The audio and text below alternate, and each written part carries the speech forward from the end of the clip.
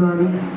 నువ్వు రాయించిన మాటను తండ్రి ప్రభా ధ్యానించుటకు ప్రతి వారము మీరు మాకు సమయం ఇస్తూ వస్తున్నారు ప్రభా. సమయమును తండ్రి వృధాపరచుకునక మా బిడ్డలు నీ మాటలు వినటకు వేగిరపడి వచ్చిండగా నా తండ్రి వారిని మీరు దీవిస్తూ రమ్మని వేడుకుంటున్నాం. మాటలు వినటకు తండ్రి వారికి వినగల చెవులు తండ్రి గ్రహించి మనస్సును దయచేయండి. శ్రద్ధతో నీ మాటలు విని తమ జీవితాలు మార్చుకున్నట్లు, బ్రతికితే నీ కొరకు బ్రతికి నా తండ్రి మరణించినట్టుగా వారు తీర్మానించుకున్నట్లు మీరే సహాయం చేయండి.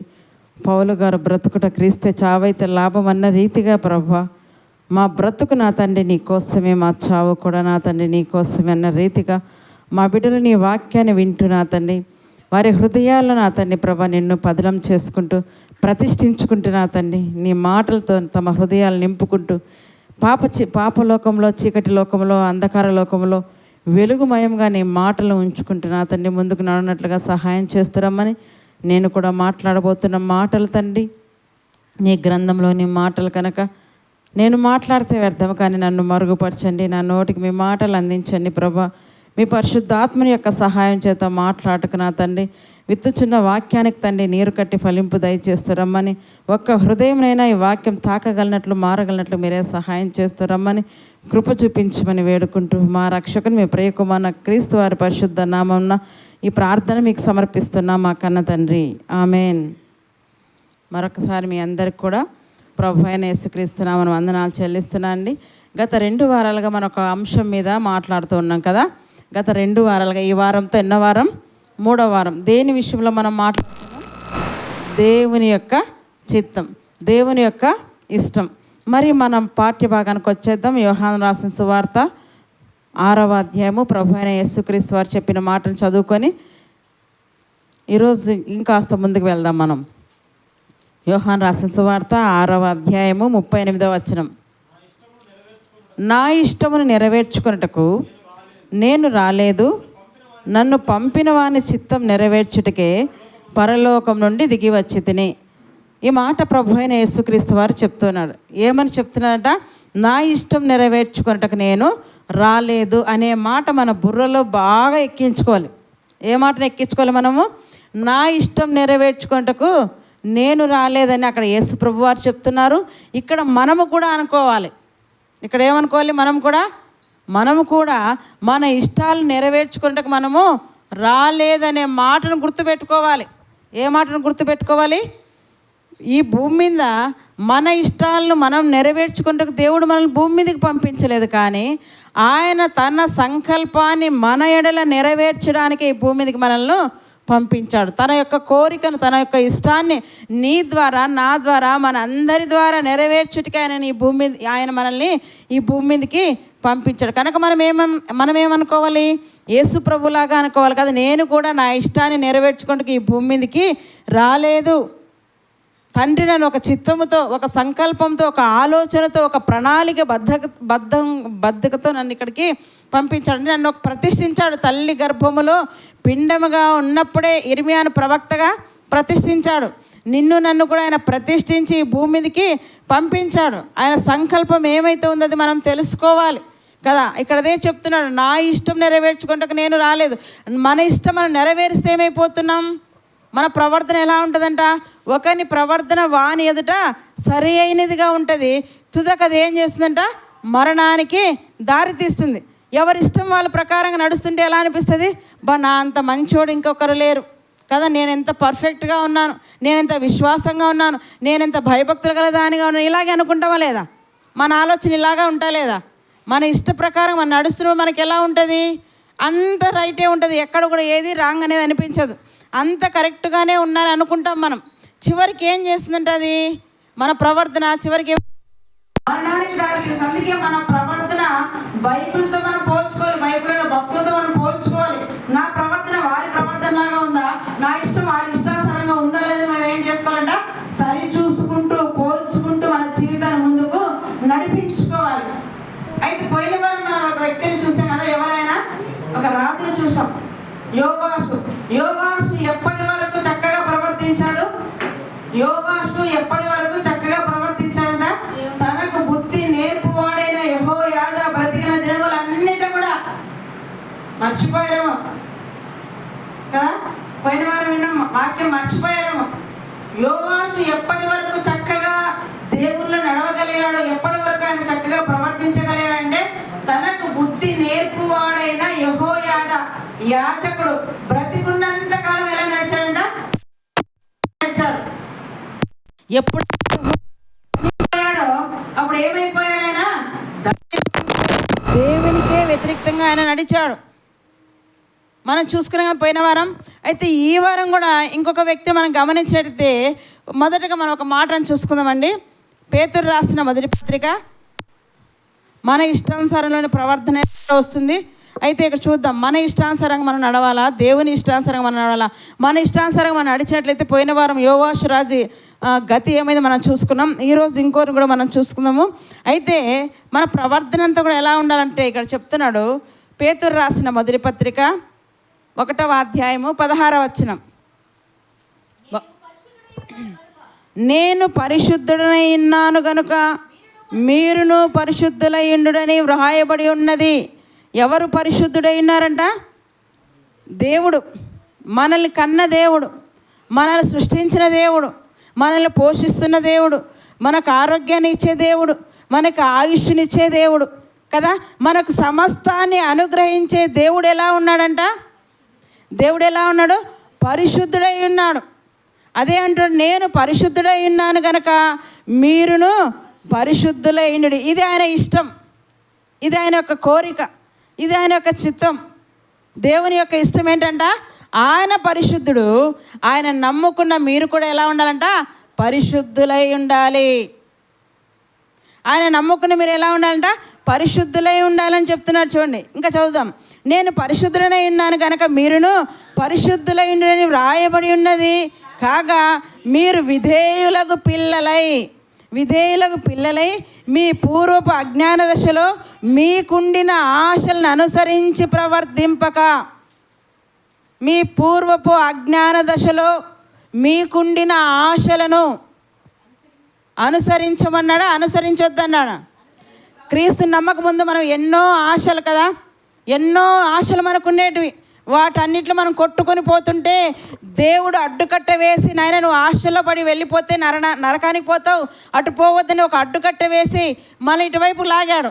లాగిన తర్వాత క్రీస్తులోకి వచ్చిన తర్వాత తిరిగి మళ్ళీ ఎలా ఉండకూడదంట?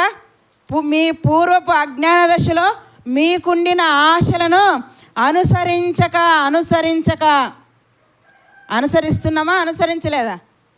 క్రీస్తులోకి వచ్చినా కూడా ఏం చేస్తున్నాం?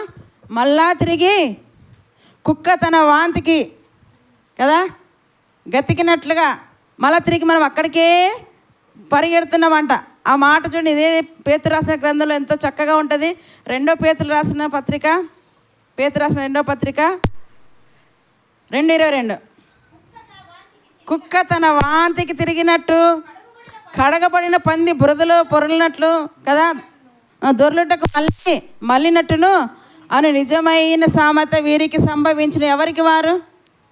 ఎవరైతే క్రీస్తునందు కడగబడి పవిత్రపరచబడి పరిశుద్ధపరచబడి నీతిగా జీవించడం క్రీస్తు పిలిచాడో, పిలిచిన వారు మళ్ళా తిరిగి ఏం చేస్తున్నారంట? పూర్వపు అజ్ఞాన దశలో మనం అనుసరించిన ఆశల వైపు పరిగెడుతున్నారేమో, ఆ కోరికల కోసం పరిగెడుతున్నారేమో. అలాంటి వారందరిని గురించి దేంతో పోలుస్తున్నాడు ఆయన? కుక్కలతో పందులతో పోల్చాడు. కుక్క తన వాంతికి కదా మరలినట్టుగా, పంది మరి బురదలో పొరలకు మరలినట్టుగా రక్షింపబడిన వారు, క్రీస్తులోకి వచ్చిన వారు తిరిగి మళ్ళీ లోకాశల వైపు పరిగెడుతున్నారు. ఇది ఆయన ఇష్టము కాదు. ఆయన ఇష్టం ఏంటంట? నేను పరిశుద్ధులైన ప్రకారం మీరును పరిశుద్ధులై ఉండాలి. ఏ విషయంలో అంటారు చూడండి. మీ పూర్వపు అజ్ఞాన దశలో మీకుండిన ఆశలు అనుసరించి ప్రవర్తింపక మిమ్మును పిలిచినవాడు, మనలందరినీ పిలిచినవాడు ఎవరంట? పరిశుద్ధుడు. ఆయనలో పాపం ఏమీ లేదు. ఇక్కడ ఏదో చెప్తున్నాడు, మిమ్మల్ని పిలిచినవాడు పరిశుద్ధుడైన ప్రకారము మీరును సమస్త ప్రవర్తన, అది అండర్లైన్ చేసింది. ఏంటంట?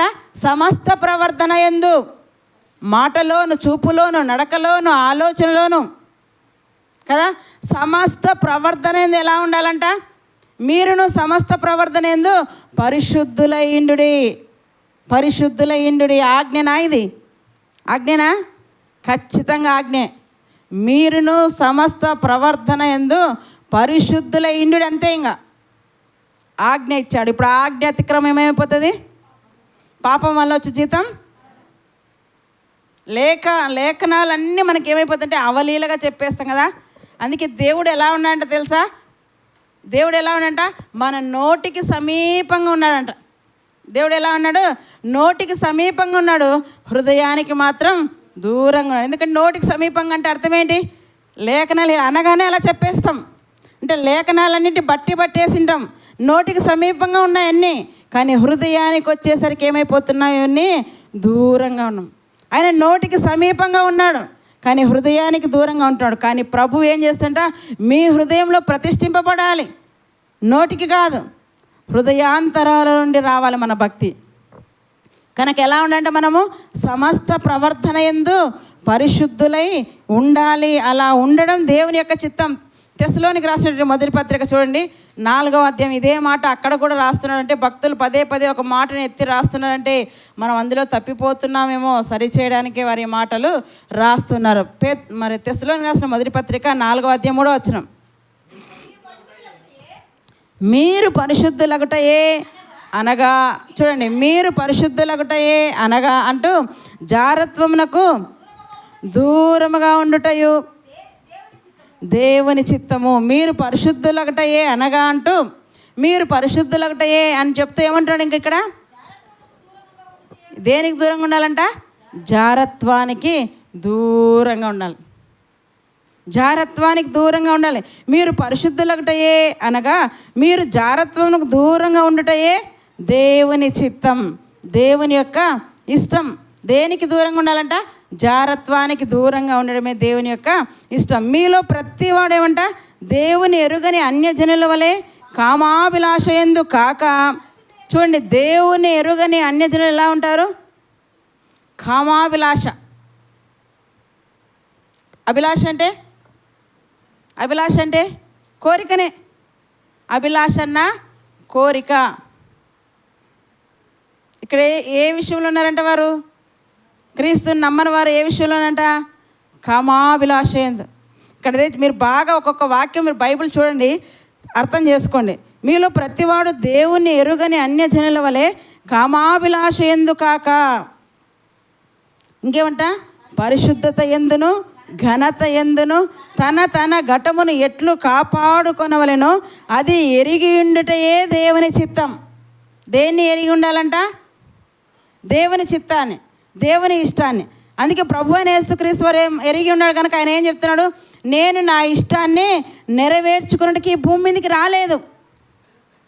నేను నా చిత్తాన్ని నెరవేర్చడానికి ఈ భూమి మీదకి రాలేదు.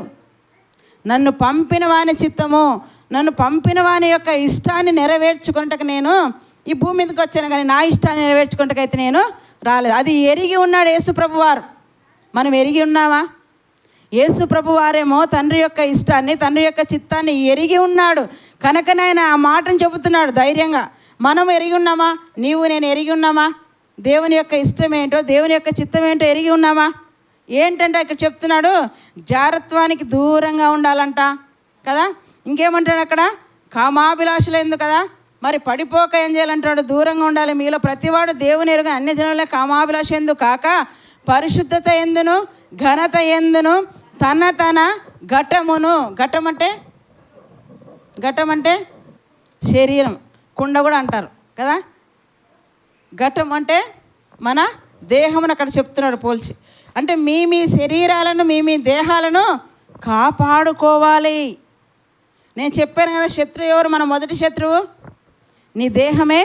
నీ శత్రువు మొదటగా. ఎందుకు? నిన్ను ప్రార్థన పోకుండా అడ్డుపరిచేది నీ దేహమే. దేవుని మందిరానికి రాకుండా అడ్డుపరిచేది నీ దేహమే. ఎందుకు? కడుపు నిండా తిన్నామనుకోండి ఏమైపోతుంది? ఆయాసం వల్ల నిద్ర వస్తుంది. తలనొప్పి వచ్చింది అనుకోండి మానేసేది చర్చి. జ్వరం వచ్చింది అనుకోండి మానేసేది చర్చి. కాళ్ళను వచ్చాయనుకోండి మానేసేది చర్చి. ఏ దానికైనా ఫస్ట్ కదా నిన్ను ఆటంకపరిచేది ఏంటంట? నీ దేహము. నీ దేహమే మొదటి శత్రువు. నీ దేహాన్ని నువ్వు జయించాలి. అందుకే పౌలు భక్తుడు ఏం చేస్తాడంట? ఇతరులకు ప్రకటించిన తర్వాత నేను ఎక్కడ భ్రష్టునై పోదును అని ఆయన ఏం చేస్తాడంటే తన శరీరాన్ని నలగొట్టుకుంటున్నాడంట. తన శరీరాన్ని పోషించుకోలేదు. పోషించుకుంటే ఏమైపోతుంది? శరీరం మందమైపోతుంది. శరీరాన్ని 3 పూటల చక్కగా ఆహారాన్ని పెట్టి, స్నాక్స్ ఇచ్చి, ఇంకా అనవసరమైనవన్నీ పెట్టి పెట్టి పెట్టి పెట్టి పోషించి ఏం చేస్తున్నాం? శరీరాన్ని మనం ఈనాడు మందము చేస్తున్నాం. దేవునికి దాన్ని లోపరచడం లేదు, ఉపవాసం ఉండడం లేదు కదా. ఒక పూట ఆహారం లేకపోతే గిలగిలగిల కొట్టుకుంటాం. కానీ ఆయన మాత్రం ఎలా ఉన్నాడంట? ఎన్నో మార్లు ఉపవాసం ఉన్నాడంట. ఆయన రాత్రింబగలు ఉపవాసం, జాగరణలు, ఆకలి దప్పులతో ఆయన ఉన్నాడంట. 1 కొరింథీ 2 కొరింథీ 11 మీరు ఇంటికి వెళ్ళాక చదవండి, 23 వచ్చిన ఆయన శ్రమలన్నీ ఉంటాయి. మనం ఉంటున్నామా? మన శరీరాలను మనం కాపాడుకోవాలంట. కాపాడుకోవడం, ఎరిగి ఉండడమే దేవుని చిత్తం. పరిశుద్ధత కలిగి ఉండడమే దేవుని చిత్తం. తన ఘటమును ఎట్లు కాపాడుకోవాలనో అది ఎరిగి ఉండటయే దేవుని యొక్క చిత్తం. సమస్త ప్రవర్తన ఎందు మనం ఎలా ఉండాలంట? పరిశుద్ధులై ఉండాలి, పరిశుద్ధులై ఉండాలి. అందుకే ఇక్కడ చెప్తున్నాను చూడండి, సామెతల గ్రంథం. అలా నువ్వు పరిశుద్ధత కలిగి జీవించినప్పుడు, సామెతల గ్రంథం 16వ అధ్యాయం 7వ వచనం చూసుకుందాం. ఒకని ప్రవర్తన యెహోవాకు ప్రీతికరమగునప్పుడు, ఒకని ప్రవర్తన యెహోవాకు ప్రీతి అంటే ఇష్టం. ఎన్ని పేర్లు ఉన్నాయి చూడండి ఇష్టానికి. ప్రీతి అన్న కూడా ఏంటి? ఇష్టం, కోరిక. ప్రీతి అన్న కూడా ఇష్టం అంటున్నాడు. ఏంటంట? ఒకని ప్రవర్తన యెహోవాకి ఇష్టమైనప్పుడు, నీ ప్రవర్తన దేవునికి ఇష్టమైనప్పుడు ఆయన ఏం చేస్తాడో తెలుసా? ఆయన వాని శత్రువులను సహా వానికి మిత్రులుగా చేస్తాడు. వాని శత్రువులను సహా ఏం చేస్తాడంట? మిత్రులుగా. ఎప్పుడు మిత్రులుగా చేస్తాడంట? నీ ప్రవర్తన దేవునికి ఇష్టంగా ఉండాలి. నీ ప్రవర్తన దేవునికి ఇష్టంగా ఉండాలి. అందుకే సమస్త ప్రవర్తన ఏంది ఏం చేయాలంట? ఆయనకి ఇష్టంగా మనం ప్రవర్తించాలి, ఆయనకి ఇష్టంగా. అందుకే మన ఘటాలను ఎట్లా కాపాడుకోవాలో అది ఎరిగి ఉండాలంటున్నాడు. అది దేవుని చిత్తం, అది దేవుని యొక్క ఇష్టం. ఆ ఇష్టాన్ని, ఆ చిత్తాన్ని మనం తెలుసుకోవాలి. తెలుసుకున్నాడుగానే ప్రభుగానే యేసుక్రీస్తు వారు చక్కగా ఆయన చెబుతున్నాడు. మరొక వ్యక్తిని ఈరోజు మనం చూసుకునేటది చూడండి, సంఖ్యాకాండం చూసుకుందామండి. ఒకవేళ అజాగ్రత్తగా ఉంటే ఏమవుతుందో ఇక్కడ కూడా చూద్దాం. ఒకని ప్రవర్తన యెహోవాకు ప్రీతికరమగినప్పుడు ఆయన వాని శత్రువులు ఏం చేస్తాడంటే సహా మిత్రులుగా చేస్తాడు. అదే సామెతల గ్రంథం 19వ అధ్యాయం చూసుకొని మన సంఖ్యాకాండానికి వెళ్ళిపోదాం. సామెతల గ్రంథం 19వ అధ్యాయం 16వ వచనం. ఒకవేళ అజాగ్రత్తగా ఉన్నామనుకోండి మన ప్రవర్తన విషయంలో, ఇంత వాక్యము తెలిసినా, ఇన్ని మాటలు వింటున్నా కూడా మన దేహ విషయంలో, మన శరీర విషయంలో, మన ప్రవర్తన విషయంలో మనము అజాగ్రత్తగా ఉంటే ఏమి జరుగుతుంది ఇక్కడ చెబుతున్నాడు. 19:16 ఆజ్ఞను గైకొనివాడు తన్ను కాపాడుకొనును. ఆజ్ఞ ఏమిచ్చాడు? ఇందాక ఆజ్ఞ ఏమిచ్చాడు? నేను పరిశుద్ధుని గనక మీరును పరిశుద్ధులై ఇండుడి అనే ఆజ్ఞ మనకి ఇచ్చాడు. ఈ ఆజ్ఞను గైకొన్నప్పుడు ఏమవుతుంట? ఆజ్ఞను గైకొనివాడు తన్ను కాపాడుకొనును. ఎవరో నన్ను దొబ్బారండి, ఎవరో నన్ను తోసేశారండి, ఎవరో నన్ను పడేశారని అనకండి. ఎవరో పడేసేందుకు ఛాన్స్ ఇవ్వరు మీరు. మీకు మీరే పడిపోతారు నరకానికి, మీకు మీరే పాపంలో పడిపోతున్నారు. అందుకే మీ దేహాలను మీరు ఏం చేయాలంటే కాపాడుకోవాలి. తన ఘటములను ఎట్లు కాపాడుకోవాలో ఎరిగి ఉండాలి. మన దేహాలు ఎట్లా కాపాడుకోవాలో మనం ఎరిగి ఉండాలంట. ఎవరో పాడు చేస్తాను కాదు, నీకు నీవే పాడు చేసుకుంటున్నావు. ఎలా పాడు చేసుకుంటా? దేవుని ఆజ్ఞలను అతిక్రమిస్తూ. ఇక్కడ ఏమంటాడంట? ఆజ్ఞను గైకొనివాడు ఏం చేస్తున్నాడంట? తన్ను కాపాడుకొను అంటున్నాడు. ఆజ్ఞను గైకొనివాడు తన్ను కాపాడుకొనివాడు తన ప్రవర్తన విషయమై అజాగ్రత్తగా నుండివాడేమంట? చచ్చును. చెప్పేశాడు దేవుడు. మేలు చెప్పాడు, కీడు చెప్పాడు. నీ ప్రవర్తన యెహోవాకి ఇష్టకరంగా ఉంటే నీ శత్రువులు సహా నీకు మిత్రులుగా చేస్తాడు. ఒకవేళ నీ ప్రవర్తన నీవు అజాగ్రత్తగా ఉంటే ఏమవుతుందంట? చేస్తావు. మేలు కీడులు 2 దేవుడిని ఎదుట ఉంచుతాడండి. ఎప్పుడు దేవుడు ఒకటే చెప్పాడు, 2 చూపిస్తాడు. మేలు కావాలా, కీడు కావాలా? ఏం చేస్తాడండి దేవుడు? మేలు చూపిస్తాడు, కీడు చూపిస్తాడు. అంటే 2 ఆప్షన్స్ నీకు ఇస్తాడు. సెలక్షన్ నీదే. 2 ఆప్షన్స్. ఒక చీరల షాప్కి వెళ్ళామనుకోండి, ఒక బట్టల షాప్కి వెళ్ళామనుకోండి, 100 చీరలు వేస్తాడు. 100 చీరలు వేసి వాళ్ళు చూపించి చీరను తెచ్చుకుంటాం మనము. అమ్మ ఇది బాగుంటుంది తీసుకుంటే తీసుకుంటామా? నీకు నచ్చితేనే నువ్వు తీసుకుంటావు, అవునా కదా? వానికి ఇష్టం వచ్చింది, షాప్ వానికి ఇష్టం వచ్చింది నీకు ఇచ్చాడు, నువ్వు తెచ్చుకుంటావా? ఎందుకు తెచ్చుకోవు?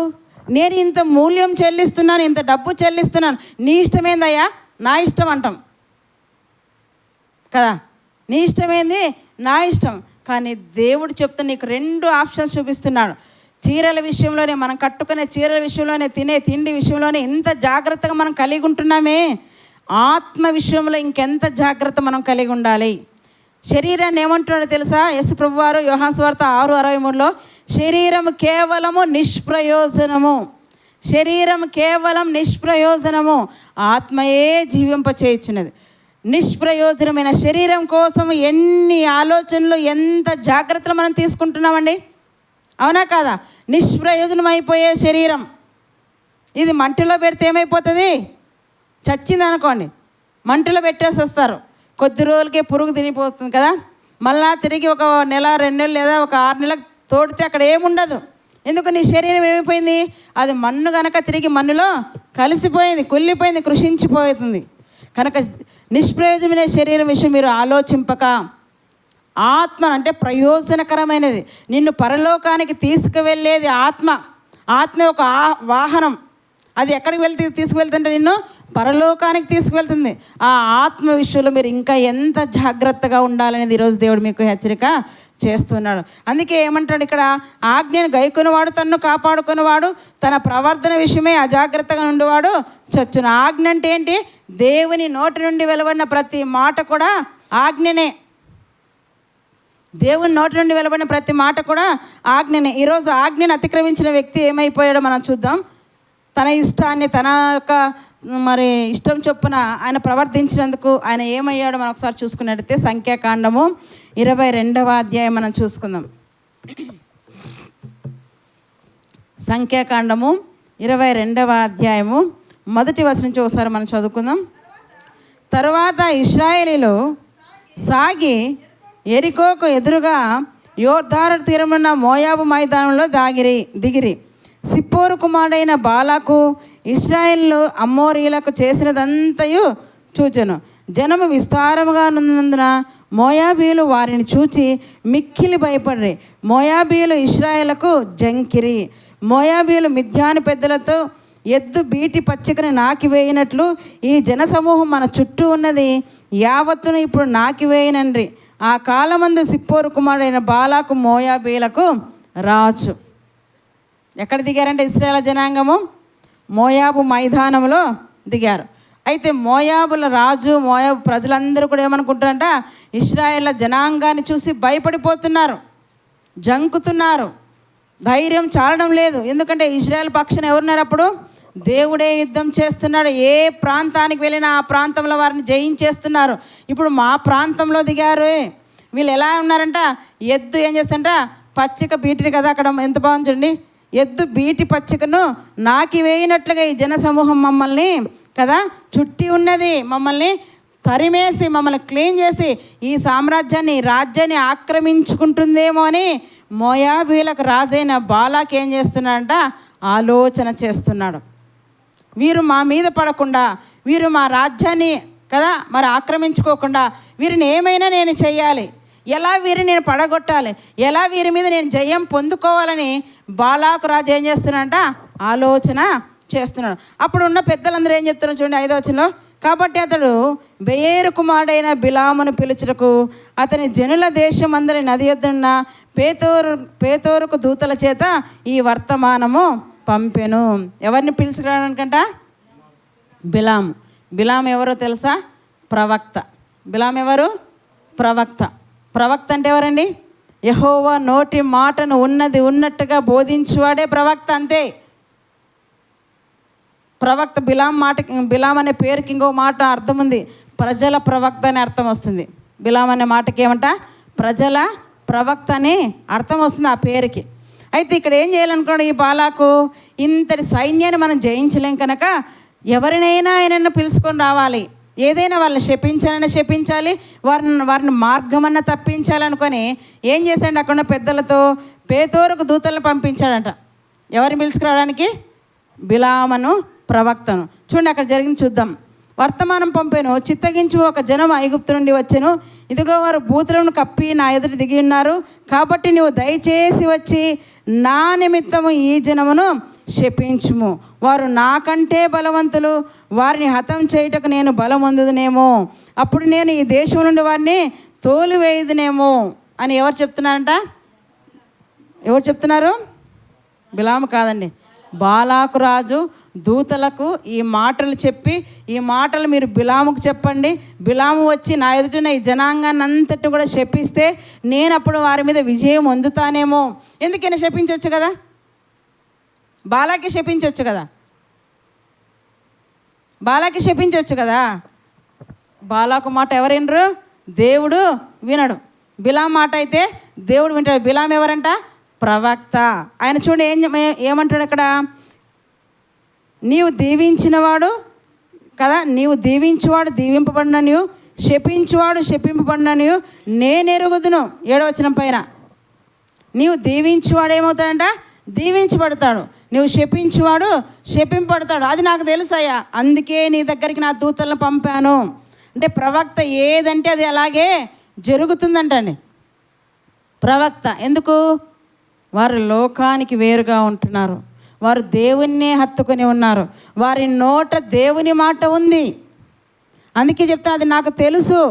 ఏది తెలుసు అంటే ఈ బాలాకి, నువ్వు ఏమన్నా అది అలాగే జరుగుతుంది. నువ్వు శపిస్తే శపింపబడతారు, నువ్వు దీవిస్తే దీవించబడతారు. కనుక నువ్వేం చేయాలి? ఏమి యుద్ధం చేయదు, మాతో పాటు వచ్చి ఏం చేయాలంట? శపించు చాలంతే. ఎవరిని శపించాలి?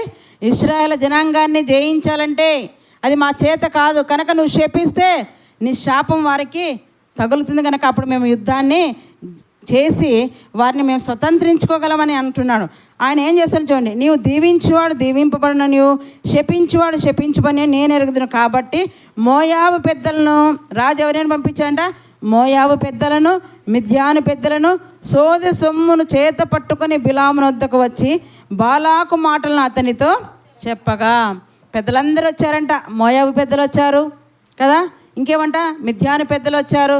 సోదె సొమ్మును చేత పట్టుకొని, ఎందుకు? ప్రవక్త దగ్గరికి వట్టి చేతులతో వెళ్ళకూడదు.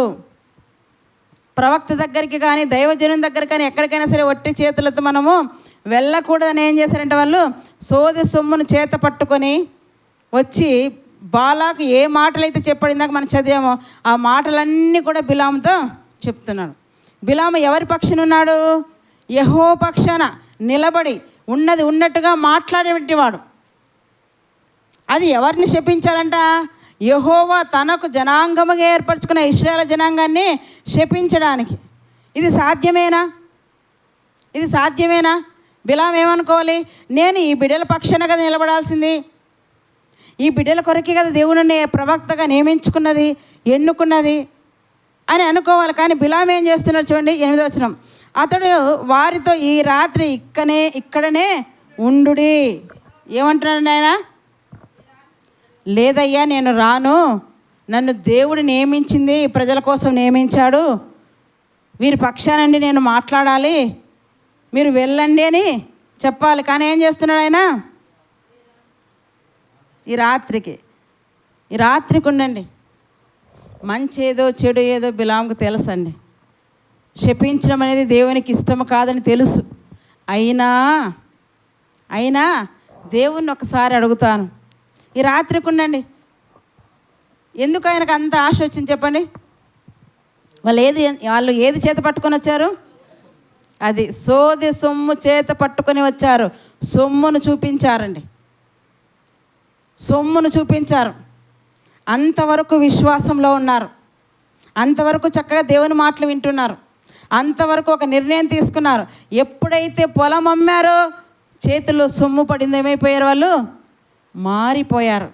మారిపోయి కొంత సొమ్ము దాచుకొని పేతురు దగ్గరకు వచ్చి ఇంతకే అమ్మాము మా భూమిని వచ్చి ఏం చేశారంట? అబద్ధం చెప్పగానే అననీయ సప్పిరలు ఏమైపోయారంట? పడి ప్రాణం విడిచాడు. డబ్బు ఎంత ప్రమాదమో చూడండి. దాన్ని ఎలా ఉంచాలి? ఎంతసేపు? మన పాదాల దగ్గర ఉండాలి, కానీ మన నెత్తి మీద ఉండకూడదు. ఎక్కడ ఉండాలి? అది మన పాదాల దగ్గర ఉండాలి. దాన్ని ఎక్కువగా ఇక్కడ ఎక్కించుకోకూడదు. మన మైండ్లో, నెత్తి మీద అంటే నెత్తిని కాదు, మైండ్లోకి ఎక్కించకూడదు. డబ్బు డబ్బు డబ్బు డబ్బు డబ్బు అని సామెతలో ఒక మాట ఉంది, ధనము సంపాదించుకున్నట్టుకు నువ్వేం చేయకూడదంట? ఆలోచన చేసిన వెంటనే అది ఏమైపోతుంది తెలుసా? నీ యొద్ద నుండి రెక్కలు కట్టుకుని ఎగిరిపోతుందంట. నీ ఎద్దుని ఏమైపోతుంది, రెక్కలు కట్టుకుని ఎగిరిపోతుంది. ఒకవేళ నీకు కావాలనుకో, సొలొమోనుకు దేవుడు అడగలేదు కదా. సొలొమోను దేవుని అడిగాడా, ప్రభా నాకు ఐశ్వర్యం నీవు, ఘనత నీవు అని అడిగాడా? అడగకపోయినా దేవుడు మెచ్చి ఇచ్చాడు. నీకు అవసరమైతే దేవుడు ఇస్తాడు, ఇవ్వలేదంటే వదిలేయి. కానీ నీవు మాత్రం దానికోసం ఏం చేయకూడదంట, ప్రయాసపడకూడదు. ఒకవేళ ప్రయాసపడాలి, సంపాదించాలనే ఆలోచన నీకు వచ్చిందా, అది నీ ఎద్దుని ఏమైపోతుందంట, రెక్కలు కట్టుకొని ఎగిరిపోతుందంట. ఈయన ఎలా ఉన్నాడు, ఒక గొప్ప ప్రవక్తగా ఉన్నాడు, దేవుని చేత ఎన్నుకోబడిన వ్యక్తిగా ఉన్నాడు కదా. దేవుని మాటలను ఆయనకు అందిస్తున్నాడు. కానీ అంతటితో ఆయన తృప్తి పొందలేదు. ఇంకేదో కావాలనుకొని ఆ సోది సొమ్మును పట్టుకొని వచ్చిన వారిని చూడగానే ఆశ కలిగి ఏమంటారంట, ఈ రాత్రికి ఇక్కడే ఉండండి అని అంటే ఏం జరిగింది చూడండి అక్కడ. యెహోవా నాకు సెలవిచ్చిన మాటలను నేను తిరిగి వచ్చి మీతో చెప్పేది. అప్పుడు మోయాబు అధికారులు బిలామునొద్ద బస చేసిరి. దేవుడు బిలామునొద్దకు వచ్చి, నీ యొద్దనున్న ఈ మనుష్యులు ఎవరని అడగగా, ఎవరు అడిగారండి? రాత్రి కనిపెడుతున్నాడు కదా దేవుని సన్నిధిలో. రాత్రి ఏం చేస్తున్నాడు బిలాము, ఈ రాత్రి మీరు ఇక్కడే ఉండండి, నేను ప్రార్థన చేసుకుంటాను, దేవుని సన్నిధిలో కనిపెడతాను, దేవుడు నాకు ఏదైతే సెలవిస్తాడో అది నేను మీకు చెప్తాను అన్నాడు. దేవుని మనస్సు ఏంటో బిలాము తెలుసు. కానీ బిలాము మనస్సు ఇంకొకటి ఆశిస్తుంది.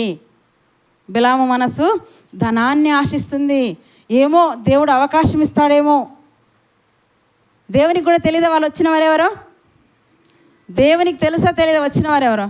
తెలుసు. కానీ ఎందుకు అడుగుతున్నట్టే, అతని నోటి వెంటనే పలికించాలి అని దేవుడు పలికిస్తున్నాడు. చూడండి ఏమంటారంట, దేవుడు బిలాము వద్దకు వచ్చి, నీ వద్దనున్న ఈ మనుష్యులు ఎవరైనా అడగగా, బిలాము దేవునితో ఇట్లను, సిప్పోరు కుమారుడైన బాలాకను మోయాబు రాజు చిత్తగించి ఒక జనము ఐగుప్తు నుండి బయలుదేరి వచ్చెను, వారు బూతులను కప్పుచున్నారు, నీవు ఇప్పుడే వచ్చి నా నిమిత్తం వారిని శపింపుము, నేను వారితో యుద్ధం చేసి వారిని తోలివేదినేమని వీరి చేత నాకు వర్తమానము పంపెను. అందుకతడు దేవుడు ఏమంటాడు, నీవు వారితో వెళ్ళకూడదు, ఆ ప్రజలను శపింపకూడదు, వారు ఆశీర్వదింపబడిన వారిని బిలాముతో చెప్పాను.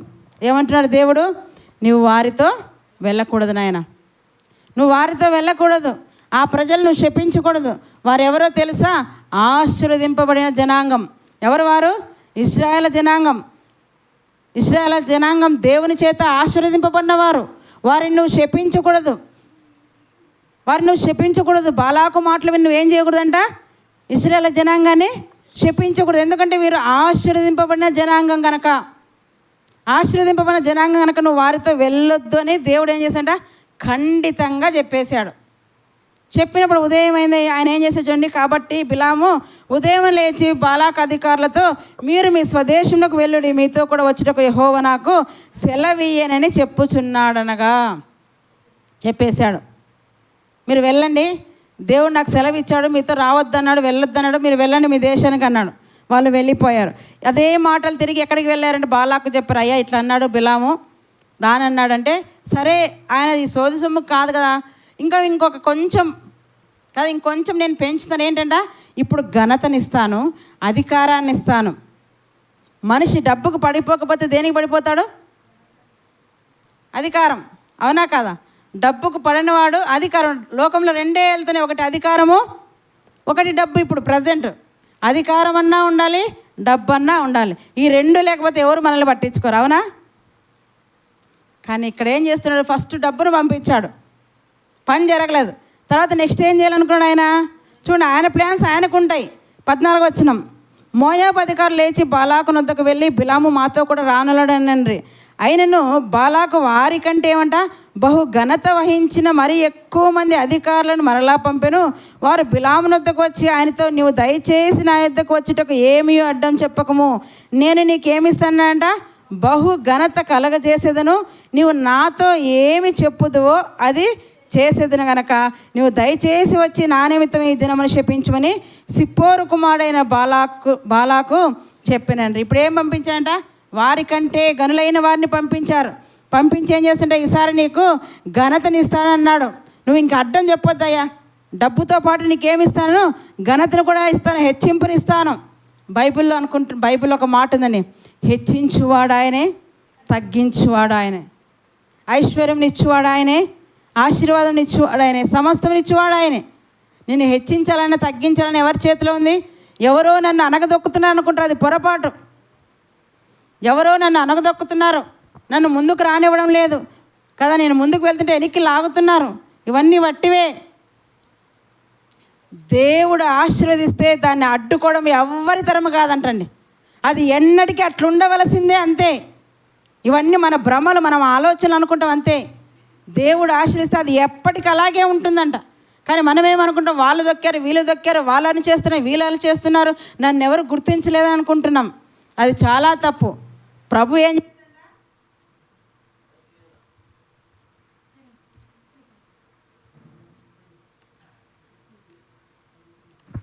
ప్రభు ఏం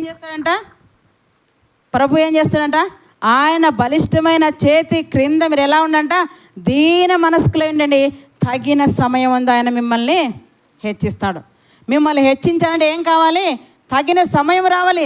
ఆ సమయం వరకు నీ దీనత్వాన్ని, నీ విధేయతను, నీ నమ్మకత్వాన్ని ఆయన కనిపెడుతూ ఉంటాడు. నువ్వు ఎంత లోపడతావో, ఎంత నమ్మకంగా ఉంటావో, ఎంత విధేయత దేవునికి చూపిస్తావో అవన్నీ కనిపెడుతుంటాడు. కనిపెట్టినప్పుడు ఒక సమయమున దేవుడు నిన్ను హెచ్చిస్తాడు. ఆయన హెచ్చించినప్పుడు ఎవ్వరు మనల్ని అడ్డుకోలేరండి. కానీ ఈయనకేం కలిగింది? ఆల్రెడీ దేవుడు హెచ్చించాడు, ఒక ప్రవక్తగా అక్కడ ఉంచాడు, కానీ ఇంకా ఆశ. అయితే ఏం చేశాడు చూడండి, 18వ వచనం.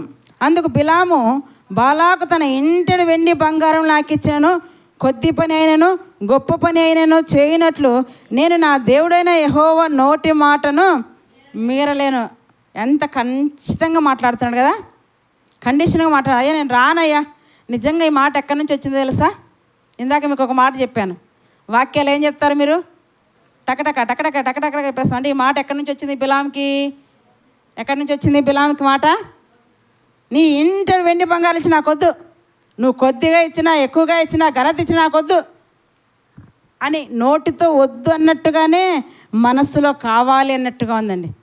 బిలాము మనస్సును దేవుడు చూస్తున్నాడు, కానీ పెదవులతో ఏమంటున్నాడు బిలాము? ఏమంటాడు అక్కడ చూడండి, నోటితో వద్దు వద్దు అంటాడు. ఏమంటాడు? నీ ఇంటడు వెండి బంగారం నాకు ఇచ్చినాను, కొద్ది పని అయినాను గొప్ప పని అయినా చేయనట్లు నేను నా దేవుడైన యెహోవా మాటను, నోటి మాటను మీరలేను అని చెప్పినప్పుడు ఏం చేయాలి? పోండి అనాలి. కానీ ఏమంటాడు? ఈ రాత్రికి ఉండండి. ఇప్పుడు ఏమైంది ఇక్కడ? 2 రకాల ధోరణులు మనకు కనపడుతున్నాయి. పెదవులతోనేమో వద్దు అంటున్నాడు, రాత్రికేమో ఉండండి అంటున్నాడు. పెదవులతోనేమో నీ ఇంటి వెండి బంగారం నాకు ఇచ్చినా వద్దు అంటున్నాడు, కానీ హృదయంలో ఉన్న మాటను బట్టి ఈ రాత్రికి ఉండండి, ఇంకొకసారి నేను కనిపెడతా. దేవుడు మాట మారుస్తాడా? మాట మార్చే మనిషి లాంటి వాడు దేవుడు కాదండి. ఒక్కసారి ఆయన మాట అవునంటే అవును, అంతే, కాదంటే కాదు. మాట మార్చేవాడు మనిషి, మాట తప్పేవాడు మనిషి, కానీ దేవుని మాట ఖచ్చితం. మొదటనే వద్దన్నాడు, ఇప్పుడు ఒప్పుకుంటాడా? చూద్దాం. కాబట్టి మీరు దయచేసి అంటే ఇప్పుడు ఏం దయచేసి అంటే ఏమంటున్నాడు ఇక్కడ? రిక్వెస్ట్ చేస్తున్నాడు కదా. పైనేమో నీ వెండి బంగారం లాకొద్దన్నట్టుగానే ఉంది, కానీ ఇక్కడేమో మళ్ళీ వాళ్ళు ఎక్కడ వెనుదిరిగి వెళ్ళిపోతారని ప్లీజ్ దయచేసి రాత్రి అంటే రిక్వెస్ట్ అడుక్కుంటున్నాడు. అడుక్కుంటే ఏం చేస్తాడు? దయచేసి రాత్రి ఇక్కడ ఉండడి, యెహోవా నాతో ఇంకనేమి చెప్పును నేను తెలుసుకుందనని బాలాకు సేవకులకు ఉత్తరం ఇచ్చాను. ఆ రాత్రి దేవుడు బిలాము వద్దకు వచ్చి, ఆ మనుషులు నిన్ను పిలవచ్చినలా నీవు లేచి వారితో వెళ్ళుము. ఏం చేశాడండి? దేవుడు ఒప్పుకున్నాడే. మనం ఏమనుకున్నాం? ఇంతవరకు ఒప్పుకోడేమో అనుకున్నాం కదా. దేవుడు ఒప్పుకోడేమో అనుకున్నాం, కానీ ఇప్పుడు ఏం చేశాడు దేవుడు? ఆ మనుషులు నిన్ను పిలవ వస్తే నువ్వు వెళ్ళు. దేవునికి ఏమర్థమైందో తెలుసా? ఇక నేను వద్దన్నా వినడు. అతని మనస్సులో ఒకటి నిశ్చయం అయిపోయింది, అతడు ఒక కోరిక, ఒకటి తీర్మానం చేసుకున్నాడు. ఈ పని చేయొద్దన్నా చేయడానికి సిద్ధపడ్డాడు మనస్సులో. ఇక నేను వద్దన్నా కూడా వినడు, కనుక ఏం చేయాలి? వదిలేద్దాం. అయిపోయింది. దేవుడు ఏం చేశాడ? వదిలేద్దాం. నేను ఒకసారి చెప్పాను వద్దన్నా, కానీ మళ్ళా వచ్చి అడుగుతున్నా అంటే ఏంటి? ఇతని మనస్సులో వెళ్ళాలనే కోరిక ఉంది. ఇక్కడ ఏమైపోయిందంటే బిలాము మనస్సు ఏంటో బయటపడిందండి. బిలాము మనస్సు ఏంటో బయటపడింది. ఇంకా దేవుడు వద్దన్నా వినడు బిలాము. మనం కూడా అలాగే ఉంటాం కదా. దేవుడు ఈ పని చేయొద్దంటే చేసేస్తుంటాం. బయటికేమో అయ్యో నా దేవుడు అట్లనే ఇట్లనే అంటాం, కానీ లోపల లోపల అన్నీ కూడా చేసేస్తుంటాం. దేవుని మాటకు భయపడి నిలిచేవాడెవడు? లోకపు పోకడకు మనుషులు పోతున్నారు, కానీ దేవుని మాటకు ఎవరు కూడా నిలబడడం లేదండి. అలా అన్నప్పుడు చూడండి, దేవుడు ఏమంటంట, అయితే నేను నీతో చెప్పిన మాటలు చొప్పునే నీవు చేయవలని అతనికి సెలవిచ్చిన. ఉదయమున బిలాం లేచి కదా, ఎంత ఫాస్ట్ ఉన్నాడు చూడండి, ఎంత స్పీడ్గా పరిగెడుతున్నాడో బిలాం. దేవుడు ఎంత మంచివాడో. ఇప్పుడు ఏమనుకుంటాడు, దేవుణ్ణి ఎంత స్తుతించింటాడో, ఎంత పొగిడింటాడో, ఎంత సంతోషము, ఎంత ప్రేమ దేవుని ఎడల కనపరుస్తున్నాడు. ఎందుకు? తను అనుకున్నది దేవుడు అంగీకరించాడు అనుకుంటున్నాడు బిలాం. అందుకే ఉదయమే లేచి గాడిద గంత కట్టాడు, ఫాస్ట్గా పరిగెడుతున్నాడు, పద పద పద అన్నట్టుగా పరిగెడుతున్నప్పుడు ఏం చేశాడు చూడండి, మోయాబు అధికారులతో కూడా వెళ్ళాను. అతడు వెళ్ళుచుండగా దేవుని కోపము ఏంటి, దేవుడు వెళ్ళమన్నాడు, మళ్ళీ కోపం వస్తుంది దేవుని యొద్ద నుండి. మీరు గమనిస్తున్నారా? వెళ్ళమన్నది దేవుడే, మళ్ళీ కోపం ఎందుకు వస్తుంది? తన బిడ్డలు దారి తప్పుతుంటే దేవుడు సహించలేడు. మన పిల్లలకు కూడా మంచిగా చెబుతాం, వినలేదనుకో, వినలేకున్నప్పుడు ఏం చేస్తాం, ఇచ్చిన తర్వాత మళ్ళా దాని నుంచి బిడ్డ ఏమైనా నష్టపోతుంటే దెబ్బలు వేస్తాం, అవునా కాదా? బిడ్డకు ఫస్ట్ చెప్తాం, నాయన ఇది వద్దు అంటాం, లేదు నాకు అదే కావాలనుకోండి కొనిస్తాం అనుకోండి. కొనిచ్చిన తర్వాత దానివల్ల బిడ్డకి ఏమైనా ప్రమాదం జరుగుతుందామని ఏం చేస్తాం, మళ్ళీ వెంటనే కోపముతో దెబ్బ వేస్తాము. దేవుడు కూడా అదే చేస్తున్నాడు. బిలాము లేచి పరిగెడుతున్నాడు, కానీ దేవుడు ఏం చేస్తున్నాడు, పరిగెడుతుంటే దేవుడు ఏం చేస్తాడు చూడండి, అతడు వెళ్ళుచుండగా దేవుని కోపం రగులుకొనెను, యెహోవా అతనికి విరోధి అయి త్రోవలో నిలిచెను. దూతను పంపించాడు, నేను ఎన్ని మార్లు చెప్పినా నా బిడ్డ వినడం లేదు, నువ్వు వెళ్ళి అతని కన్నులు తెరిపించు. ఇప్పుడు ఏమైపోయాయి, అతని కన్నులు మూయబడ్డాయి. అతని ఎదుట ఉంచబడిన ఆ ధనము విషయంలో, ఆ ఘనత విషయంలో అతని కన్నులు మూయబడ్డాయి. అతను వెళ్తున్నప్పుడు ఏం జరిగింది చూడండి, గాడిదనెక్కి పోచుండగా అతని పనివారు ఇద్దరు అతనితో కూడా ఉండరి. యెహోవా దూత ఖడ్గం దూసి చేత పట్టుకొని త్రోవలో నిలిచుండుట గాడిద చూచెను. ఎవరు చూశారండి? మనిషి కాదు, మనిషి కళ్ళు ఏమైపోయాయంట, మనోనేత్రాలకు గ్రుడ్డితనం కలిగింది. ఈ లోక దేవత ఏం చేస్తున్నాడు, ప్రతి మనిషిని కూడా, ఈ లోక దేవత మనిషిని, ప్రతి మనిషికి గ్రుడ్డితనం కలగజేశాడు. ఆ గ్రుడ్డితనం నుండి కదా మనం విడిపింపబడాలి, క్రీస్తు దగ్గరికి మనం రావాలి. ఇక్కడ బిలాము కన్నులు కూడా మూసేశాడు. అందుకే బిలాముకి ఎవరు కనపడడం లేదు, ఎదురుగున్న దూత కనపడడం లేదు. కానీ ఎవరు చూస్తున్నారు ఆ దూతను? గాడిదను చూస్తుందని. గాడిద చూస్తుందంట, అయ్యో నా యజమాని ఈ దూత ఎక్కడ చంపేస్తుందో. ఎందుకంటే దూత చేతులు ఏముందంట, వరదీసిన ఖడ్గం పట్టుకొనింది దూత. బిలామును చంపేయాలని దూత ఖడ్గం పట్టుకొని ఉంటే ఆయన ప్రాణాన్ని కాపాడడానికి గాడిద ఏం చేస్తుందంట, ముమ్మార్లు ఇటుపోతుంది అట్టుపోతుంది. అది దారి తప్పించడంలో బిలాము ఏం చేస్తున్నాడు, గాడిదను కట్టెతో కొడుతున్నాడు. ఇటుపోయినా కొడుతున్నాడు, అటుపోయినా కొడుతున్నాడు. కానీ అదేం చేస్తుందంట, నా యజమానుని ప్రాణాన్ని నేను కాపాడాలి. ఒక పశువుకున్న జ్ఞానం మనిషికి లేకుండా అయిపోయిందండి. ఒక పశువుకున్న జ్ఞానం కానీ నిజంగా మనిషికి ఉంది అలాంటి జ్ఞానం. ఒకసారి ఆలోచన చేసినట్లయితే ఆకాశ పక్షుల కంటే, భూజంతువుల కంటే మనిషికి ఎక్కువగా ఆయన జ్ఞానం నేర్పుతున్నాడు, బుద్ధి నేర్పుతున్నాడు. కానీ నేడు మనుషుల బుద్ధి, మనుషుల జ్ఞానం అయిపోయిందంట, వాటికంటే అధ్వానంగా తయారవుతున్నారు. నరరూప రాక్షసులు అంట, మృగములు అంటున్నాం కదా. నేడు సమాజం జరిగేటువంటి ఎన్నో బలాత్కారాలు మనం చూస్తున్నప్పుడు హెడ్లైన్స్ ఏమిస్తారండి న్యూస్ వాళ్ళు, మృగముతో పోలుస్తున్నాడు. మానవ మృగం అంటున్నారు. మృగం అనుకుంటున్నా ఆయన నేనే బెటర్, కానీ మానవ మృగాల కంటే మృగాలని పోలుస్తున్నాడు. మృగము కంటే భయంకరంగా మనుషులు తయారైపోతున్నారు. ఇక్కడ మనం గమనిస్తే చూడండి, గాడిద చూడగలుగుతుంది కానీ మనిషి చూడలేకపోయాడు. కిందికి వచ్చినట్టు ఏం జరిగింది చూడండి, యెహోవా దూత ఇరుప్రక్కల గోడలు గల ద్రాక్ష తోటల సందు నిలిచాను. గాడిద యెహోవా దూతను చూచి గోడ మీద పడి బిలాము కాళ్ళను గోడకు అదిమేను కనుక అతడు దాన్ని మరలా కొట్టాను.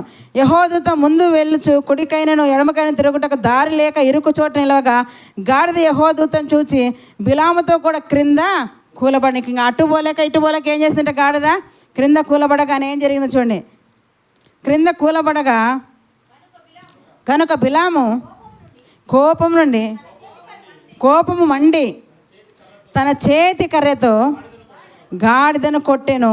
అప్పుడు యెహోవా ఆ గాడిదకు ఏమిచ్చాడండి, గాడిదకు మాట్లాడుతుందా? గాడిదలు మాట్లాడతాయా?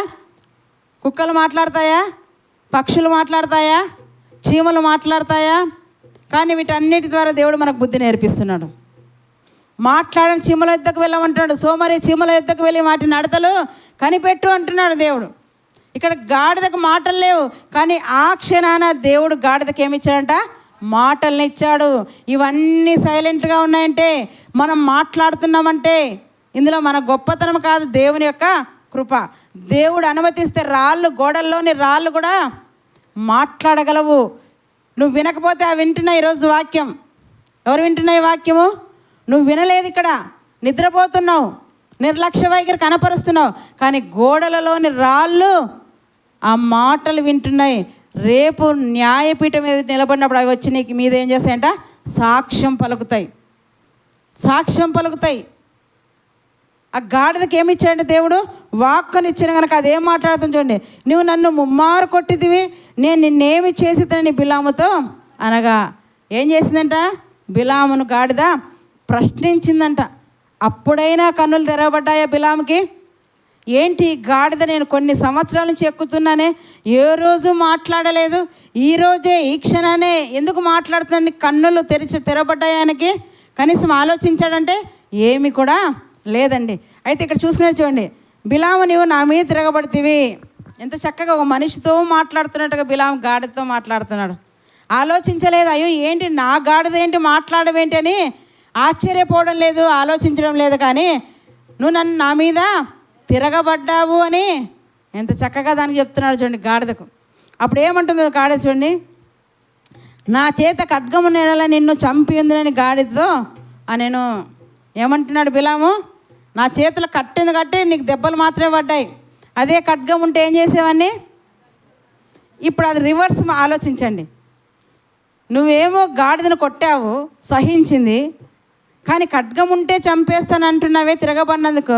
ఇప్పుడు నీ దేవుడు నిన్నేం చేయాలి? మీకే ఆన్సర్. నీ దేవుడు నిన్నేం చేయాలి? గాడిదనేమో దారి తప్పించిందని కొట్టావు, అది అడుగుతుంటే మళ్ళీ సమాధానం ఇస్తున్నావు, నువ్వు నా మీద తిరగబడ్డావని. ఇప్పుడు బిలాము చేస్తున్నది కూడా ఏంటి? బిలాము కూడా ఏం చేస్తున్నాడు? సేమ్ అదే చేస్తున్నాడు. దేవుడు వద్దన్న పని చేస్తున్నట్టే దేవుని మాట మీద తిరగబడ్డాడు కనుకనే ఇప్పుడు ఆయనేమో గాడిదను చంపాలనుకున్నాడు ఖడ్గం ఉంటే. బిలాముని ఏం చేయాలి? మీరే ఆన్సర్ చెప్పండి. బిలాముని ఏం చేయాలి? మరి చంపాడు దేవుడు? నిజంగా దేవుడు మన దోషంలో కనిపెట్టి చూడగా ఆయన సన్నిధి నిలగలవాడు ఎవ్వడూ లేడండి. ఇందాకే వాక్యం చూసుకున్నదా? 7వ అధ్యాయం కీర్తన 11 ఏమందంట? ఆయన ప్రతిదినము కోపపడు దేవుడు. ఆయన ప్రతిదినం కోపడుతున్నా అంటే నిన్ను నన్ను ఎప్పుడో సంహరించాలి, కానీ ఇంకా సజీవ లెక్కలో ఉన్నామంటే విలాప వాక్యంలో ఒక మాట ఉంది, అనుదినము ఆయనకి ఏం చేస్తుంట? ప్రతిదినము కోపపడుతున్నావు, అనుదినము నూతన వాత్సల్యం, నూతనముగా నీ మీద ఆయనకు ప్రేమ పుట్టుకొస్తుందండి. అందుకే నువ్వు బ్రతికావు, అందుకే నువ్వు సజీవ లెక్కలో ఉంచావు కదా, అందుకే దేవుడు నేను సజీవ లెక్కలో ఉంచాడు. నువ్వు ఎన్ని మార్లు ఆయన మీద తిరగబడ్డా సహనం, ప్రేమ, దయ, క్షమ, దీర్ఘశాంతమైన ఎడలు కనపరుస్తున్నాడు. నువ్వు కనపరుస్తున్నావా? ఒక్క చిన్నది మనం అనుకున్న దేవుడు జరిగించకపోతే వెంటనే దేవుడు లేడనేస్తున్నాం, అవునా కాదా? ఏదైనా మనం అనుకున్న జరగపోతే ఏమంటాం? దేవుడు లేడు, ఉంటే నా మనం ఎందుకు వినడు, నాకే ఎందుకు ఈ ఇష్టాలు కదా, నాకెందుకు ఈ శ్రమలు, నాకెందుకు ఈ బాధలు అంటావే. మరి నువ్వు ఎంత కార్యాన్ని విసిగిస్తున్నావు, ఎంత కార్యం మీద నువ్వు తిరగబడుతున్నావు, అయినా నీ ఎడల ఆయన ఎలా ఉన్నంట? దీర్ఘశాంతం కలిగి ఉన్నాడు. అనుదినము కారణం ఏంటంట? అనుదినము ఆయనకు పుట్టు నూతన వాత్సల్యము చేత నిన్ను సజీవ లెక్కలో ఉంచాడు. నీ మీద దినదినము నూతనంగా ఆయనకు ప్రేమ పుట్టుకొస్తుందంటండి. కోపపడుతున్నాడు, ప్రేమ పుట్టుకొస్తుంది. ఎంత మంచి దేవుడు. బిలామేమో తిరగబడిన వెంటనే ఏనాడో గాడిద తిరగబడలేదు, ఒక్కసారి మరి ఆయన మీద తిరగబడిన వెంటనే చంపాలనుకుంటున్నాడే. మరి దేవుడు మనుషులు ఎన్నిసార్లు చంపాలి? అసలు ఉంటారా ఎవరైనా ఈ ప్రపంచం మీద? ఉన్నారంటే ఆయన మహాకనికరమే. అయితే ఏం చేశాడు చూడండి, అప్పుడు ఏమైందో మనం చూసుకుందాం. అందుకు గాడిదని నీ దానిది మొదలుకొని నేటి వరకు నువ్వు ఎక్కుచూ వచ్చిన నీ గాడిదను కానా, నేను ఎప్పుడైనా నీకు ఇట్లు చేయట కదా. గాడిద చెప్తుంది, నేను నీ కొన్నప్పటి నుంచి ఈ రోజు వరకు ఎప్పుడైనా నిన్ను ఇలా చేశానా, ఎప్పుడైనా నిన్ను ఇలా బాధపరిచానా? ఏ రోజు లేదే. కానీ ఈరోజు బాధపరచంటే ఏదో కారణం ఉంటుంది కానీ గాడిద చెప్తుందండి బిలాంకి. అనగానే ఏముంచండి అందుకు బిలాము అనగా అతడు లేదనను అంతలో యెహోవా బిలాము కన్నులు తెరిచెను. అంతలో యెహోవా ఏం చేశాడంట? చూస్తున్నాడు లేదా బిలాము? చూస్తున్నాడు కనుకనే గాడిద దారి తప్పించింది, గాడిదను కొట్టాడు. మరి కన్నులు తెరిచాడంటే ఏంటి? దేవుడు ఆత్మీయ నేత్రాలు ఆయన తెరిచాడు. ఏ నేత్రాలు తెరిచాడంట? అంధకారంతో మూసుకుపోయిన మనోనేత్రాలు ఆయన తెరవగానే అక్కడ ఏమని చూడండి, చక్కగా చూద్దాం. అంతలో యెహోవా బిలాము కన్నులు తెరిచిన గనక దూసిన ఖడ్గం చేత పట్టుకొని త్రోవలో నిలిచిన యెహోవా దూతను అతడు చూచి తల వంచి ఏం చేస్తున్నాడంట? సాష్టాంగ నమస్కారం చేస్తున్నాడు. తల వంచి సాష్టాంగ. ఏం కనపడింది ఇప్పుడు? మనోనేత్రాలు తెరవగానే ఎదురుగా ఏముందంట? దూసిన ఖడ్గం చేత పట్టుకొని ఒక దూత కనపడిందంట అండి. వెంటనే ఏం చేస్తుంట? సాష్టాంగ నమస్కారం చేస్తుంట ఆయన. వెంటనే గాడిదికి ఏం చేస్తుంట? సాష్టాంగ నమస్కారం చేసి ముందుకు వెళ్తున్న చూడండి. చేయగా యెహోవా దూత, ఈ ముమ్మారు నీ గాడిదని నీ వేల కొట్టితివి, ఇదిగో నా ఎదుట నీ నడత ఎలా ఉందంట? ఇది మన పాయింట్, ఇక్కడికి వచ్చేయాలి. దేవుని ఎదుట బిలాము నడత ఎలా ఉంది? మన నడతలు ఎలా ఉన్నాయి? మన ప్రవర్తన ఎలా ఉంది? దేవుని ఎదుట బిలాము నడత ఎలా ఉందంట? విపరీతమైనదిగా కనపడిందంటండి. మరి ఆయన చేసిందే విపరీతం. ఎందుకంటే మనం ఎన్ని చేస్తున్నామండి, ఎన్ని అబద్ధాలు, ఎన్ని మోసాలు, ఎన్ని అన్యాయాలు కదా, ఎన్ని అక్రమాలు చేస్తుంటే మరి మన నడత ఎలా ఉందో దేవుని ఎదుట పరీక్షించుకుందామా? అందుకే ఇప్పుడు ఎలా ఉంది? అంతకుముందు బిలాము నడత ఎలా ఉంది ఆయనకు? అంతకుముందు బిలాము నడత ఆయనకి ఎలా ఉంది? సరిగానే ఉంది. దేవుడే పంపిస్తున్నాడు అనుకున్నాడు, సరిగానే ఉంది. కానీ దేవుడు కన్నులు తెరిచినప్పుడు ఆయన నడత ఎలా ఉందో దానికి తెలిసిపోతుంది. నీ నడత నా ఎదుట ఎలా ఉందంట? విపరీతమైనదిగా ఉందనగానే ఏం చేస్తున్నాడు చూడండి, చదువుదాం. కనుక నేను నీకు విరోధినై బయలుదేరి వచ్చి తిని ఆ గాడిద నన్ను చూచి ఈ ముమ్మారు నా ఎదురు నుండి తొలగాను, అది నా ఎదురు నుండి తొలగని ఎడల నిశ్చయముగా నేను ఇప్పుడు నిన్ను చంపి దాని ప్రాణమును రక్షించదు నేను అతనితో చెప్పాను. అందుకు బిలాము ఏమంటాడట? నేను పాపము చేసి తిని. ఎప్పుడు ఒప్పుకున్నాడండి?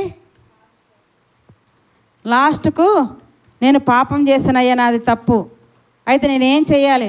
అయితే ఇప్పుడు దేవుడు అంటే నువ్వు వెనక్కేం వెళ్ళొద్దు, ముందుకే వెళ్ళు. కానీ నువ్వేం చేయాలంట? ఇశ్రాయేలు జనాంగాన్ని ఆశీర్వదించాలి. బాలాకు శపించమన్నా నువ్వు వెళ్ళి ఏం చేయాలి?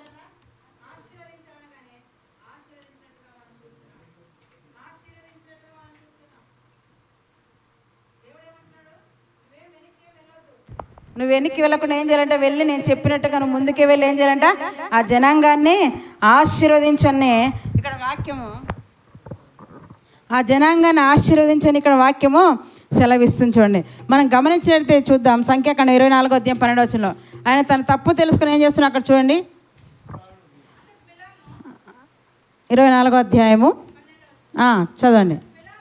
అందుకు బిలాము బాలాకు తన ఇంటడి వెండి బంగారం నాకు ఇచ్చినను, నా ఇష్టం చొప్పున మేలైన కీడైన చేయుటకు యెహోవా సెలవిచ్చిన మాటను మీరలేను. యెహోవా ఏమి సెలవిచ్చునో అదే పలికిదని నీవు నా యొద్దకు పంపిన నీ దూతలతో నేను చెప్పలేదా?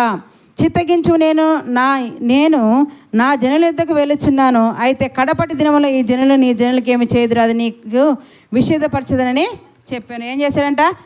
బాలాకుంటాడు, ఏంటయ్యా 3 సార్లు నేను 3 చోట్లకు పిలిచిపోతే 3 చోట్ల కూడా ఏం చేస్తున్నావు?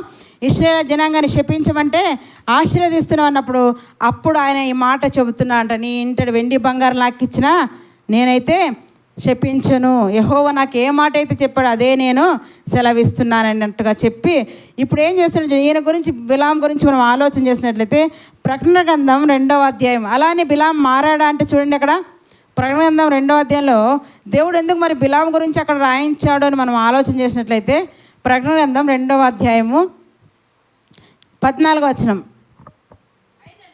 అయినను నేను నీ మీద కొన్ని తప్పిదములు మోపవలసి ఉన్నది, అవేవనగా విగ్రహములకు బలి ఇచ్చిన వాటిని తిననట్లును, జారత్వం చేయనట్లును ఇశ్రాయేలుకు ఉరి ఒడ్డుమని బాలాకునకు నేర్పిన బిలాము బోధ. మారాడన్నట్టుగా ఉంది కదా మనకు. అక్కడ ఏముంది? సాష్టాంగ నమస్కారం చేశాడు. మళ్ళీ 24 ఏం చూసుకున్నాం, నీ ఇంటి వెండి బంగారం నాకు ఇచ్చినా నేను యెహోవా నోటి మాటను మీరలేనన్నాడు. కానీ తర్వాత ఏం చెప్పాడు బాలాక్కి, నేనైతే శపించను, వారిని దీవించాను, కానీ నువ్వు ఒకటి చేయి ఇశ్రాయేలు జనాంగానికి. ఏంటో తెలుసా, వాళ్ళను విగ్రహంలో ఎక్కువ నడిపించు, వాళ్ళతో నువ్వు వ్యభిచారం చేయించు. ఏం బోధ చేశాడంటే బిలాము, అక్కడేమో మారినట్టుగా కనపడుతుంది, కానీ బోధ ఏం చేశాడంటే బాలాకు రాజుతో, నేను వారిని శపించను, ఎందుకంటే నా దేవుడు శపించొద్దన్నాడు, ఆశీర్వదించమన్నాడు. కానీ వారికి శాపం రావాలంటే నా నోటితో నేను పలకను. నువ్వేం చేయాలో తెలుసా, ఆ ప్రజలందరినీ ఎక్కడ నడిపించాలంట, విగ్రహాల వైపుకు నడిపించు, వ్యభిచారం వైపుకు వారిని నడిపించు, జాగ్రత్త అంటాడు. అప్పుడు వాళ్ళు ఖచ్చితంగా యెహోవా యుండి ఉగ్రతను వాళ్ళు పొందుకుంటారని చెప్పి బోధ చేశాడంటండి బిలాం. ఎవరికి బోధ చేశాడు? బాలాకు రాజుకు. ఈరోజు మన ప్రవర్తన ఎలా ఉంది? మన ప్రవర్తన ఎలా ఉంది ఒకసారి సర్చ్ చేసుకుందాం. బాలాకు చెప్పిన మాటలు లేదా చూపించిన అధికారానికి ఇచ్చిన వెండి బంగారాలకు ఆశించి పరిగెడుతున్న బిలాముకు దేవుడు బుద్ధి నేర్పితే తిరిగి ఆయన పశ్చాత్తాపడి మారి మంచిగా లేకుండా ఏం చేస్తుంట, మళ్ళా వారికి ఏమని బోధ చేస్తుంటే బాలాకు నువ్వేం చేయాలంటే ఇక్కడ చెప్తున్నాడు చూడండి. అయినను నేను నీ మీద కొన్ని తప్పిదములు మోపవలసినదని సంఘానికి చెప్తూ కింద ఏమంటంట, అవేమనగా విగ్రహములకు బలి ఇచ్చిన వాటిని తినట్లు. ఎవరు చెప్పారు ఈ మాట? బిలాము బాలాకుకు బోధ చేశాడు. ఆ ప్రజల మీదకి దేవుని ఉగ్రత రావాలంటే నువ్వేం చేయదు బాలాకు, పోయి విగ్రహాలకు బలి ఇచ్చిన వాటిని తినిపి, అంతే, దేవుని ఉగ్రత వారి మీదకి వచ్చేస్తుంది. ఇంకోటి ఏం చెప్తున్నాడంట, జారత్వం చేయనట్లు ఇశ్రాయేలుకు ఉరి ఒడ్డుము. జారత్వం చేయనట్లు ఏం చేయాలంటే ఇశ్రాయేలుకు ఉరి ఒడ్డుము అని చెప్పాడండి. మనం తెస్సలోని పత్రికలో ఏం చూసుకున్నామంట, జారత్వానికి దూరంగా ఉండుటే దేవుని యొక్క చిత్తం, దేవుని యొక్క ఇష్టం. కానీ ఇక్కడ ఏం చేయమంటాడు బిలాము బాలాకుతో, ఆ ప్రజల మీదకి దేవుని శాపం రావాలంటే, ఆ ప్రజల మీదకి దేవుని ఉగ్రత రావాలంటే నువ్వు 2 పనులు చేయి. ఒకటేమిటంట, విగ్రహాలకు అర్పించిన వాటిని పెట్టేసి, రెండోది జారత్వానికి వారిని త్రిప్పు. వారి మీదకి దేవుని ఉగ్రత వద్దన్నా వస్తుంది, అది వారికి ఉరి అవుతుంది. ఉరి అంటే ప్రాణం పోవడమే, అది వారికి ఉరి అవుతుంది. అది చేస్తే చాలా ప్రజలను జయించవచ్చు అన్నట్టుగా బోధ చేశాడండి. అందుకే ఇంకో మాట కూడా చూడండి, ఇదే యూదా పత్రిక పక్కనే యూదా పత్రిక చూడండి. ఆయన అలా చేయడానికి గల కారణం ఏంటో మనకి ఇక్కడ చెప్తున్నాడు. యూదా పత్రికలో 11వ వచనం, అయ్యో వారికి శ్రమ, వారు కయీను నడిచిన మార్గం నడిచిరి, బహుమానం పొందవల్లనే బిలాము నడిచిన తప్పు త్రోవల్లో ఆతురముగా పరిగెత్తారండి. ఎలా పరిగెత్తారని చూసుకున్నాం మనం. బిలాము పెందల కడ లేచి గాడిద గంత కట్టి పరిగెడుతున్నట్టుగా ఉందా లేదా? దేనికోసం పరిగెత్తాడంటే ఇక్కడ చెప్తున్నాడు, బహుమానం పొందవలని. ఏ బహుమానం చూపించాడు బాలాకు రాజు? ఇంటడు వెండి బంగారం చూపించాడు, ఘనతను చూపించాడు. ఆ బహుమానాలు పొందుకోవడానికి ఆత్రంగా తెల్లవారగా లేచి గాడిద గంత కట్టి బిలాము పరిగెడుతున్నాడు. నువ్వు అలా పరిగెత్తొద్దు. ఈరోజు మనకు హెచ్చరిక చేస్తున్నాడు, అలా పరిగెత్తొద్దు. ఒక వ్యక్తిని మనకు చూపిస్తూ ఆయన పాఠం నేర్పిస్తున్నాడు. ఇంకా పేతురు రాసిన 2వ పత్రిక కూడా చూడండి. పేతురు రాసిన 2వ పత్రిక 2వ అధ్యాయం, అక్కడ కూడా బిలాము గురించి ఎన్ని వచనాలు, పాత నిబంధనలను బిలాము గురించి, క్రొత్త నిబంధనలో పేతురు గారి ద్వారా, యోహాను గారి ద్వారా, యూదా గారి ద్వారా దేవుడు ఈరోజు మనకి చేస్తూ ఉన్నాడు. చూద్దాం. 2వ అధ్యాయము 16వ వచనం, ఆ బిలాము దుర్నీతి వలన కలుగు బహుమానం ప్రేమించెను, అయితే తాను చేసిన అతిక్రమం నిమిత్తము అతడు గద్దింపబడెను. ఎట్లనగా నోరు లేని గార్ధాపం మానస్వరంతో మాట్లాడి ఆ ప్రవక్త యొక్క వెర్రితనమును అడ్డగించెను. దేనికోసం పరిగెత్తాడంటే బిలాము? దేనికోసం అంట? ఆ బిలాము దుర్నీతి వలన కలుగు బహుమానం, దుర్నీతి వలన కలుగు బహుమానం కోసం ఏం చేశాడంట? బహుమానాన్ని ప్రేమించాడు. ఈరోజు దేన్ని నువ్వు ప్రేమిస్తున్నావు? దేని మీద నీ ఆశ, దేని మీద నీ కోరిక, దేని మీద నీ ఇష్టం? నీవు కూడా దుర్నీతి వలన కలుగు బహుమానం కోసం పరిగెడుతున్నావేమో, జాగ్రత్త. బిలాములాగా పరిగెట్టి నష్టపోతామంటున్నాడు. అందుకే పదే భక్తులు 3 గ్రంథాలు మనం చూస్తే హెచ్చరిక చేశాడు బిలామును ముందుంచి. ఆయన తిన్నని మార్గంలో నడవలేదు, ఆయన మార్గములు వంకరగా ఉన్నాయి. కయ్యను నడిచిన మార్గం నడిచాడు, కనుక మీరు అలా నడవద్దండి. బిలాము ఉరి ఒడ్డాడు ఇశ్రాయేలు జనాంగానికి. ఇంకేం చేస్తాడంట, దుర్నీతి వల్ల కలుగు బహుమానం కోసం బిలాము పరిగెత్తాడు. అతని ఆ బహుమానాన్ని ప్రేమించాడు. తాను చేసిన అతిక్రమం చేశాడు. దాని నిమిత్తం ఏం చేస్తున్నాడు, అక్కడ ఒక గాఢదావం చేత గద్దింపబడ్డాడు. కనుక బిలాములాగా మీరు ఉండొద్దండి. బిలాము ఏం చేశాడంట, దేవుని ఇష్టాన్ని పక్కన పెట్టి తన సొంత ఇష్టాన్ని నెరవేర్చుకుంటకు దుర్నీతి వల్ల కలుగు ఆ బహుమానాన్ని ప్రేమించి పరిగెడుతున్నాడు. ఒకసారి దేవుడు వద్దన్నాడు, కానీ రెండోసారి దేవుణ్ణి ఒప్పించినట్టుగా మనం చూస్తున్నాం. కారణం ఏంటి, దేవుడు కూడా ఒకసారి చెప్తాడు, రెండోసారి వదిలేస్తాడు. ఆదాము వాళ్ళు కూడా ఒకసారి చెప్పాడు కదా, ఏదేను వనములో తోట మధ్యలో మంచి చెడులు తెలివనిచ్చు వృక్షఫలము తినవద్దు అన్నాడు. కానీ తినేటప్పుడు ఎందుకు దేవుడు అడ్డగించలేదు? నేను అడ్డగించినప్పుడు విన్నానన్నమాట. ఒకసారి చెప్తాడు దేవుడు, వాక్యం ద్వారా హెచ్చరిక చేస్తాడు. మారితే సరే, మారకపోతే శిక్ష ఖచ్చితంగా ఉంటుంది. కనుక దేవుని చిత్తాన్ని నెరవేర్చకుండా బిలాము ఏం చేశాడంట, తన సొంత ఇష్టాన్ని నెరవేర్చుకుంటకు పరిగెడుతున్నాడంట. అలా నీవు పరిగెడుతున్నావేమో, లోకాన్ని ప్రేమించి లోకాశల కొరకు నువ్వు పరిగెడుతున్నావేమో. ఈరోజు దేవుడు నీకు వాక్యం అనే కట్టడి వేస్తున్నాడు. దేవుని ఇష్టాన్ని నెరవేర్చేవారిగా ఉండాలి, దేవుని ఆజ్ఞను గైకొనేవారిగా ఉండాలి. అప్పుడే నువ్వు దేవుని ప్రేమించేవారిగా ఉంటావు. దేవుని ఆజ్ఞను గైకొంటే ఏమంట, అది నీకు మేలు అన్నట్టుగా మనం చూస్తున్నాం. అది దేవుని ప్రవర్తన దేవునికి ప్రీతికరంగా అన్నప్పుడు ఏం చేస్తాడు, ఆయన శత్రువులను సహా నీకు మిత్రులుగా చేస్తాడు. మరి దేవునికి నీ ప్రవర్తన ప్రీతికరంగా ఉండాలంటే ఆయన ఆజ్ఞను ఏం చేయాలంట, గైకొనాలి. బిలాము గైకొన్నాడా? పరిగెత్తాడు, గైకొన్నట్టుగా ఉంది, దారి తప్పించాడు. మొదటగా ఏమో గైకొన్నట్టుగా ఆశీర్వదించాడు, కానీ మళ్ళా బాలాకుతో సంధి చేసుకుని దారి తప్పించినట్టుగా మనం ఇక్కడ చూస్తున్నాం. కనుక చివరిగా యోహాను రాసిన సువార్త 6వ అధ్యాయం చూడండి, 38 వచ్చి మనం చూసినట్లయితే, ప్రతివాడు నిత్య జీవం పొందాలంటే ఏం చేయాలంటాడు అక్కడ. చదువుదాం మరొకసారి, మనం పాఠ్యభాగానికి వచ్చి ఈరోజు ముగించుకుందామండి. 6వ అధ్యాయం 38 వచనం.